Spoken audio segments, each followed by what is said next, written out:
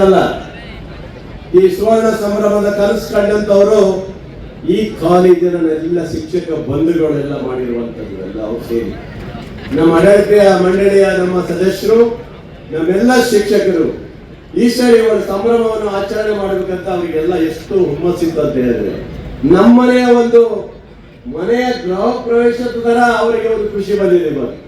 ಆ ರೀತಿಯ ಸಂಭ್ರಮ ಮಾಡಬೇಕು, ಆ ವಿದ್ಯಾರ್ಥಿಗಳ ಜೊತೆಗೆ ಇರಬೇಕು, ಕುಡಿಬೇಕು, ಕುಪ್ಪಳಿಸಬೇಕು ಅನ್ನೋ ರೀತಿಯಲ್ಲಿ ಇವತ್ತಿನ ಈ ಒಂದು ಕಾರ್ಯಕ್ರಮವನ್ನು ರೂಪಿಸಿರುವಂತದ್ದು ನಮ್ಮ ಆಡಳಿತ ಮಂಡಳಿಯ ಎಲ್ಲರೂ ಮತ್ತು ಪ್ರಿನ್ಸಿಪಾಲ್ ಮತ್ತು ಶಿಕ್ಷಕ ಬಂಧುಗಳು, ಅದರ ಜೊತೆಗೆ ಪೋಷಕರು ಸಹ ಮತ್ತು ವಿದ್ಯಾರ್ಥಿಗಳು ಸಹಕಾರ ಕೊಟ್ಟಿದ್ದಾರೆ. ಅವರು ಸಹ ನಾವು ಸಹ ಸಹಕಾರ ಕೊಡ್ತೀವಿ, ಸಂಭ್ರಮಕ್ಕೆ ನಾವು ಇರ್ತೀವಿ ಅಂತ ಸಾಕ್ಷಿಯಾಗಿರುವಂತದ್ದು ನಿಜವಾಗ್ಲೂ ಬಹಳ ಖುಷಿ ತರುವಂತ ವಿಚಾರ. ಇದು ನನ್ನ ಜೀವನದಲ್ಲಿ ಇದೊಂದು ವಿಶೇಷವಾದಂತ ದಿನ. ನಾನು ಓದಿರುವಂತ ಈ ಕಾಲೇಜಿಗೆ 50 ವರ್ಷಗಳ ತುಂಬಿದ ಈ ಸಂಭ್ರಮದಲ್ಲಿ ನಾನೊಬ್ಬ ಶಾಸಕನಾಗಿ ಇದ್ದೀನಿ ಅನ್ನೋದೇ ನನಗೊಂದು ಹೆಮ್ಮೆ ಆಗಿದೆ. ಇದು ಜೊತೆಗೆ ಆ ಕಾಲದಲ್ಲಿ ನಾನು ಬಹುಶಃ ನನಗೆ ಗಣೇಶ್ ರಾವ್ ಇಲ್ಲೇ ಇದ್ದಾರೆ, ವಾಮನ್ ರಾವ್ ಇಲ್ಲೇ ಇದ್ದಾರೆ, ನಾನು MLA ಆದ್ಮೇಲೆ ಅವರೆಲ್ಲ ಪ್ರಿನ್ಸಿಪಾಲ್ ಆಗಿದ್ರು ಇದ್ದಾರೆ. ನನಗಿರ್ಬೇಕಾದ್ರೆ ಪವರ್ ಆದ್ರು, ಪವರ್ ನಂತರ ಯಾರು ಬಂದ್ರು, ಅವ್ರು ಯಾರು ಸರಿ ಗೊತ್ತಾಗ್ತಲ್ಲ ನನಗೆ. ಅವಾಗ ನನಗೆ ಪ್ರಿನ್ಸಿಪಾಲ್ ಇದ್ರು. ಆ ಸಂದರ್ಭ ಇವತ್ತು ಇಡೀ ನಮ್ಮ ಶಿಕ್ಷಣ ಕ್ಷೇತ್ರ ಯಾವ ರೀತಿಯ ಬೆಳಬೇಕಂತ ಹೇಳಿದ್ರೆ ನಾವೆಲ್ಲರೂ ಒಂದೇ ಕೆಲಸ ಮಾಡ್ತೀವಿ. ಶಿಕ್ಷಣದ ಕ್ರಾಂತಿ ಆದರೆ ಮಾತ್ರ ದೇಶದ ಕ್ರಾಂತಿಯನ್ನು ಇಟ್ಕೊಳ್ಳುವಂತ ಪದ್ಧತಿಯನ್ನು ನಾವು ಇಟ್ಕೊಳ್ಬೇಕು. ನನಗೆ ಶಿಕ್ಷಣ ಬಹಳ ಪ್ರಮುಖವಾದಂಥ ಘಟ್ಟ. ನಾನು ಯಾವುದೇ ಕಾಲೇಜುಗಳಿರ್ಬೋದು, ಯಾವುದೇ ಹೈಸ್ಕೂಲ್ ಇರ್ಬೋದು, ಯಾವುದಿದ್ರೂ ಸಹ ಮೊದಲ ಆದ್ಯತೆ ಕೊಡ್ತಾ ಇರೋದು ನಾನು ಶಿಕ್ಷಣಕ್ಕೆ ಕೊಟ್ಟಿದ್ದೇನೆ. ಇವತ್ತು ನಮ್ಮ ಮಹಿಳಾ ಕಾಲೇಜ್ ಇರ್ಬೋದು, ನಮ್ಮ ಗಂಡು ಮಕ್ಕಳ ಕಾಲೇಜ್ ಇರ್ಬೋದು, ಇಲ್ಲಿ ಇರ್ಬೋದು, ಜೂನಿಯರ್ ಕಾಲೇಜ್ ಇರ್ಬೋದು, ಎಲ್ಲ ಕಾಲೇಜುಗಳಿಗೆ ಮೂಲ ಸೌಕರ್ಯಗಳು ಕೊರತೆ ಕಮ್ಮಿ ಇದ್ದೇ ಇರುತ್ತೆ. ಯಾವುದೇ ಸರ್ಕಾರ ಬಂದರೂ ಸ್ವಲ್ಪ ಕೊರತೆ ಇದ್ರು ಸಹ ಆದಷ್ಟು ಹೆಚ್ಚು ಒತ್ತಡವನ್ನು ಹಾಕಿ ನನ್ನ ತಕ್ಕ ಮಟ್ಟಿಗೆ ಇಲ್ಲಿಯ ಅಭಿವೃದ್ಧಿಗೆ ಕೊಟ್ಟಿದ್ದೀನಿ. ನನ್ನ ಉದ್ದೇಶ ಈ ಕಾಲೇಜು ಯಾವ ರೀತಿ ಒಂದು ಸರ್ಕಾರಿ ಕಾಲೇಜು ರಾಜ್ಯ ಮಟ್ಟದಲ್ಲಿ ಹೆಸರು ಬರುತ್ತದೆ ಅಂತ ಹೇಳಿದ್ರೆ ಆ ಸಾಧನೆ ನನಗೆ ಸಿಕ್ಕಿದ್ದಲ್ಲ, ನನ್ನ ಶಿಕ್ಷಕರಿಗೆ ಸಿಗಬೇಕಾದಂತಹ ಸಾಧನೆ ಅದು ಅವರು ಮಾಡಿದ್ದ ಪಾಠ. ಹಾಗಾಗಿ ವಿದ್ಯಾರ್ಥಿಗಳೇ, ಇವತ್ತು ಜೀವನದ ಗುರಿಯನ್ನು ಇಟ್ಕೊಳ್ಬೇಕು. ತಾವು ಬಹಳಷ್ಟು ವಿದ್ಯಾರ್ಥಿಗಳು ನೋಡಿ, ನಮ್ಮ ಮಕ್ಕಳಂತೂ ಇರೋದೇ ಇಲ್ಲ, ಗಂಡು ಮಕ್ಕಳು ಇರೋದ್ರೆ ಹೆಣ್ಮಕ್ಳು ಇಲ್ಲೇ ಇದ್ದಿರ್ತಾರೆ. ಅವ್ರಿಗೆ ಆಸಕ್ತಿ ಜಾಸ್ತಿ, ಇವರಿಗೆ ಆಸಕ್ತಿ ಕಮ್ಮಿ ಆಗಿರುತ್ತೆ.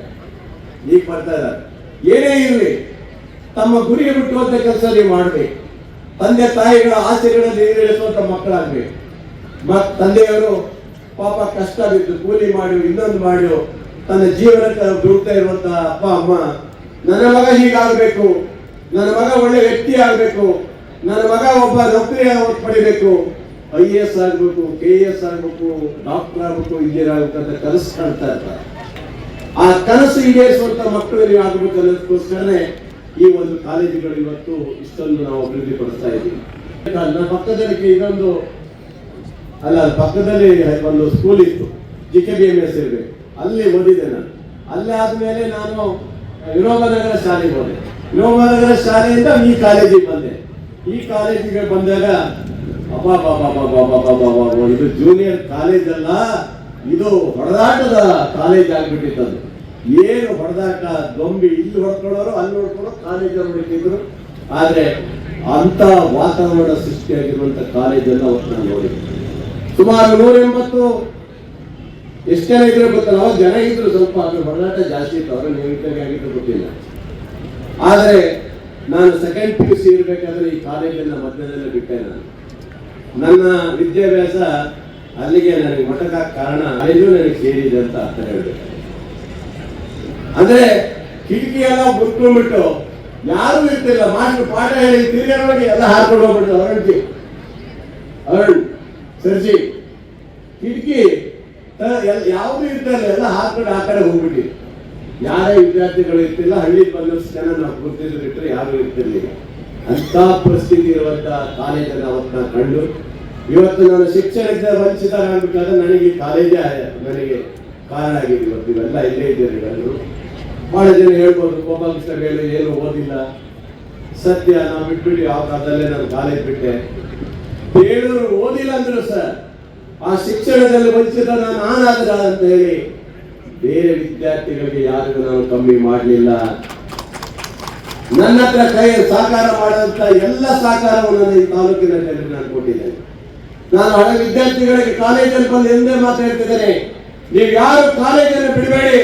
ನಿಮಗೆ ಕಷ್ಟ ಆಗ್ತಿದ್ರೆ ನನ್ನ ಅಣ್ಣನ ತಮ್ಮ ಒಬ್ಬ ಗೋಪಾಲಕೃಷ್ಣ ಬೇಲೂರು ಇದ್ದಾನೆ, ನಮ್ಮ ಮನೆಗೆ ಬನ್ನಿ ಅಂತ ಕೇಳಿದ್ದೀನಿ. ಇದು ಯಾರು ಹೇಳಲಿಕ್ಕೆ ಸಾಧ್ಯ ಇಲ್ಲ, ಅದು ಗೋಪಾಲಕೃಷ್ಣ ಬೇಲೂರು ಹೇಳ್ತಾನೆ. ಯಾಕಂದ್ರೆ ನನಗೆ ಅವಕಾಶ ಸಿಗಲಿಲ್ಲ. ನಾನು ಕಾಗೋಡು ಸಾಹೇಬ್ರ ಮನೆಯಲ್ಲಿ ಓದ್ಬೋದು ನನಗೆ ಅವಕಾಶ ಇತ್ತು, ಅಂದ್ರೆ ಆ ಕಾಲೇಜಿಂದ ಬಿಟ್ಟೆ. ನೋಡಿ ಆ ಕಾಲೇಜು ಬಿಟ್ಟು ಆದ್ರೂ ಸರ್ ದೇವರು ಎಷ್ಟು ದೊಡ್ಡವನು ನೋಡಿ. ನನಗೆ ಏನು ಮುಂದೆ ನಾನು IAS ಆಗಕ್ಕಾಗಲಿಲ್ಲ, ಏನು ಆಗಕ್ಕಾಗಲಿಲ್ಲ, ಡಾಕ್ಟರ್ ಆಗಕ್ಕಾಗಲ್ಲ, ಇಂಜಿನಿಯರ್ ಆಗಕ್ಕಾಗಲಿಲ್ಲ. ನಾನು ಬಿಟ್ಟ ಮೇಲೆ ದುಡಿಮೆಗಾಗಿ ಬೆಂಗಳೂರು ಹೋದೆ. ಆನಂತರ ಇದೇ ಕಾಲೇಜಿಗೆ ಮತ್ತೆ MLA ಆಗಿ ಇಲ್ಲಿ ಅಧ್ಯಕ್ಷ ಆಗಿ ಬರ್ತೀನಲ್ಲ, ಅವರು ಎಷ್ಟು ಖುಷಿಯಾಗಿರ್ಬೋದು ಯೋಚನೆ ಮಾಡಬೇಕು. ಸೆಕೆಂಡ್ PUC ಬಿಟ್ಟು ಹೋದಂತ ವಿದ್ಯಾರ್ಥಿ ಮತ್ತೆ ಈ ಸಾಗರದ ಕ್ಷೇತ್ರದ ಜನ ಆಶೀರ್ವಾದ ಮಾಡಿ 2004ರಲ್ಲಿ ಈ ಕ್ಷೇತ್ರದ ಶಾಸಕನಾಗಿ ನಾನು ಬರ್ತೇನೆ. ಬಂದ ಮೇಲೆ ನಾನು ಇಲ್ಲಿ ಕೂತು ಇಲ್ಲಿರುವಂತ ಶಿಕ್ಷಕರ ಒಂದೇ ಮಾತು ಹೇಳಿರೋದು, ಈ ದೊಡ್ಡ ಪದ ಹೋಗ್ಬೇಕು, ಈ ಕಾಲೇಜ್ ಇವತ್ತು ಉನ್ನತ ಸ್ಥಾನದಲ್ಲಿ ತರುವಂತ ಕೆಲಸ ಮಾಡಬೇಕು. ಏನು ಮಾಡಬೇಕು ಅಂತ ಕೇಳಿದಂತ ಸಂದರ್ಭದಲ್ಲಿ ಅವತ್ತು ಎಲ್ಲ 40 ಜನ ಶಿಕ್ಷಕರನ್ನ ಒಂದು ಕಡೆ ಕೂರಿಸಿ ಒಂದು ದಿವಸ ಅವತ್ತು ನಾವು ಚರ್ಚೆ ಮಾಡಿದ್ವಿ. ಹೀಗೆ ಮಾಡಬೇಕು, ಹಾಗೆ ಮಾಡ್ಬೇಕಂತ ಎಲ್ಲ ಒಂದು ತಮ್ಮ ಸಲಹೆಗಳನ್ನು ಕೊಟ್ಟರು ಆ ಕಾಲದಲ್ಲಿ.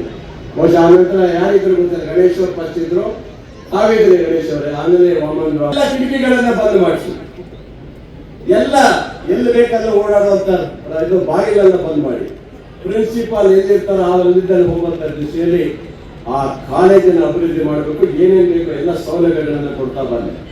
ನನಗೆ ಈ ದೊಡ್ಡ ಕಾಲೇಜ್ ಅವಾಗೇನು ಎಷ್ಟು ಜನ ಇದ್ರು, ಒಂದು 250 ಅಷ್ಟೇ, 250 ಜನ ಅಷ್ಟೇ ಇದ್ವಿ. ಅದ್ರ ಮೇಲೆ ಇರ್ಲಿಲ್ಲ, ಯಾರು ಹೋಗ್ತಿಲ್ಲ. ಅವಾಗ LB ಕಾಲೇಜ್ ಅಂದ್ರೆ ಎಲ್ಲಾ ಅಲ್ಲಿಗೆ LB ಕಾಲೇಜಿಗೆ ಹೋಗ್ಬಿಟ್ಟು ಇಲ್ಲಿಂದ ಎಲ್ಲ ತಗೊಂಡು. ಆದ್ರೆ 2004, 5, 6 ನಂತರ ಆ ಒಂದು ಎಫೆಕ್ಟ್ ಹಾಕಿದ ಮೇಲೆ ನಮ್ಮ ಎಲ್ಲ ಶಿಕ್ಷಕರು ತುಂಬಾ ಕೆಲಸ ಮಾಡಿದ ಮೇಲೆ ಅವತ್ತು ಶುರುವಾಯ್ತು ನೋಡಿ ಈ ಕಾಲೇಜಿಗೆ. ಅವತ್ತು ಇಡೀ ರಾಜ್ಯದಲ್ಲಿ ಹೆಸರು ಕೊಡುವಂತ ಕೆಲಸ ಮಾಡಿದ್ರೆ ಅದು ಗೋಪಾಲಕೃಷ್ಣ ಬೇಡವರೇ ಮಾಡಿ ತೋರಿಸಿದ್ದಾರೆ ಅಂತ ಇವತ್ತು ಹೆಮ್ಮೆಯಿಂದ ಹೇಳ್ತಿದ್ದಾರೆ. 8ರಲ್ಲೂ ನಾನು ಆಯ್ಕೆಯಾಗಿ ಬಂದೆ, ಅವತ್ತಿಗೂ ಬಿಟ್ಟಿಲ್ಲ. ಈಗ 2300 ಮಕ್ಕಳು ಇವತ್ತು ಇದಾರ ಅಂತ ಹೇಳಿದ್ರೆ ಸಾಮಾನ್ಯ ವಿಚಾರವಲ್ಲ. ಇವತ್ತು ಬಂಧುಗಳು ಆ ರೀತಿಯ ಕಾಲೇಜನ್ನು ಅಭಿವೃದ್ಧಿ ಮಾಡುವಂತ ಕೆಲಸವನ್ನ ಈ ತಾಲೂಕಿನಲ್ಲಿ ಮಾಡಿಕೊಟ್ಟಿದೆ. ಈಗಲೂ ಸಹ MLA ಆಗಿ ಬಂದ ಮೇಲೆ ಏನೇನಾಗಬೇಕಂದ್ರೆ ನಮ್ಮ ಅಧ್ಯಕ್ಷರು ಇಲ್ಲೇ ಇದ್ದಾರೆ, ಉಪಾಧ್ಯಕ್ಷರು ಪಾಪ ಅವರು ಆಫ್ಕೋರ್ಸಿನ ಅಧ್ಯಕ್ಷ ಆಗಿ ನಾನು ನೀವೇ ಆಗ್ಬೇಕಂತ ಹೇಳಿ ಕಾಲೇಜಿನ ಅಭಿವೃದ್ಧಿ ಪರ ಚಿಂತನೆ ಮಾಡುವಂತ ಆಗ್ಬೇಕು ಅಂತ ಹೇಳಿ ಅವರಿಗೆ ವಹಿಸ್ಕೊಂಡೆ. ಈಗ ಅದಕ್ಕೆ ಏನಾಗ್ಬೇಕಂದ್ರೆ ನೋಡಿ 50ನೇ ವರ್ಷ ಸಂಭ್ರಮ.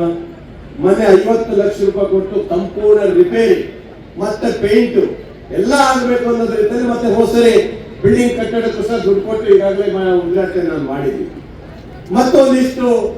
ಒಂದಿಷ್ಟು ಸಭಾಭವನ ಬೇಕು, ರಂಗಮಂದಿರ ಬೇಕು ಅಂತ ಕೇಳಿದ್ರೆ ಕೊಡ್ಲಿಕ್ಕೆ ಅವಕಾಶ ಇದೆ, ಕೊಡ್ತೇನೆ, ಕೊಡಲ್ಲ ಅಂತ. ಏನು ಸೌಲಭ್ಯ ಬೇಕು ಅಷ್ಟು ಸೌಲಭ್ಯಗಳನ್ನ ಕೊಡ್ಲಿಕ್ಕೆ ವ್ಯವಸ್ಥೆ ನಾನು ಮಾಡಿಕೊಡ್ತೇನೆ. ನಮ್ಮ MP ಅವರು ಸಹ 20 ಲಕ್ಷ ರೂಪಾಯಿ ಕೊಡ್ತೇನೆ, ಲಿಫ್ಟ್ ಹಾಕ್ಬೇಕಂತ ನಾನು ಮೊನ್ನೆ ತೀರ್ಮಾನ ಮಾಡಿದ್ರೆ ಒಂದು 20 ಲಕ್ಷ ನಾನು ಉಳಿತೀವಿ ಸ್ವಲ್ಪ, ಅದನ್ನು ಮತ್ತೆ ಬೇರೆ ಕಡೆ ಕೊಡ್ತೀನಿ. ಅದೇ ರಂಗಮಂದಿರಕ್ಕೆ ಕೊಟ್ಟು ಬಿಡ್ತೇನೆ.